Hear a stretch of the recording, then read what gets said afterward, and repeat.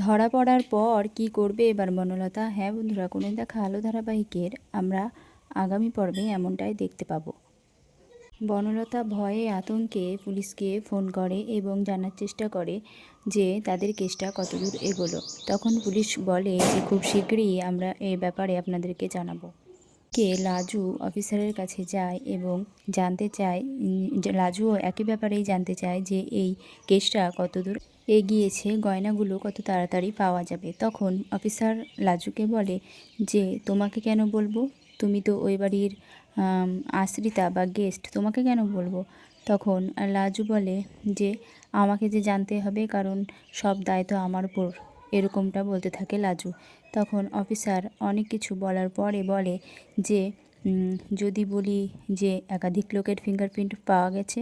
তখন লাজু বলে যে একাধিক লোকের। তখন অফিসার বলে হ্যাঁ, যার পাওয়ার কথা নয়, এমনকি ওই বাড়ির ম্যাডাম যাকে আলমারি খোলার কথা বলেননি তারও হাতের ছাপ পাওয়া গেছে। তখন লাজুকে অফিসার জিজ্ঞাসা করে আপনার কি কাউকে সন্দেহ হয়? তখন লাজু বলে যে না, আমার কাউকে সন্দেহ হয় না, হতে পারে বাইরের যে লোকটা এসেছিল সেই লোকটা হতে পারে, এরকম সন্দেহ করে।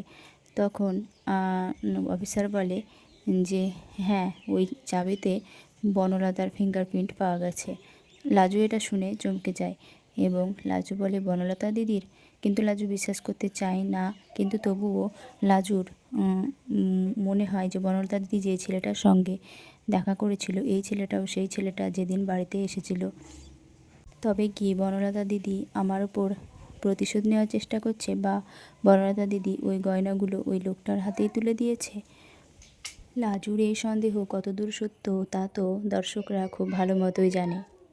কিন্তু লাজু তো খুব ভালো মানুষ, তাই সে তার বনলতা দিদিকে বাঁচাতে চায়। সে চায় না এই কেসটা জানাজানি হোক।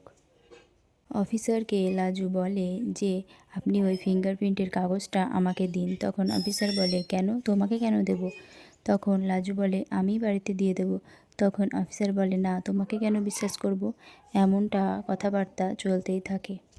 লাজু বলে যে এমনটা আমার উপর সবাই তো ওই বাড়ির সন্দেহ করছে, কারণ আমি তো ওই বাড়িতে থাকি, আমি তো বাইরের লোক, তাই সবার অবশেষে সবার সন্দেহ মিথ্যে প্রমাণিত হতে চলেছে, এটা জেনে আমি খুশি।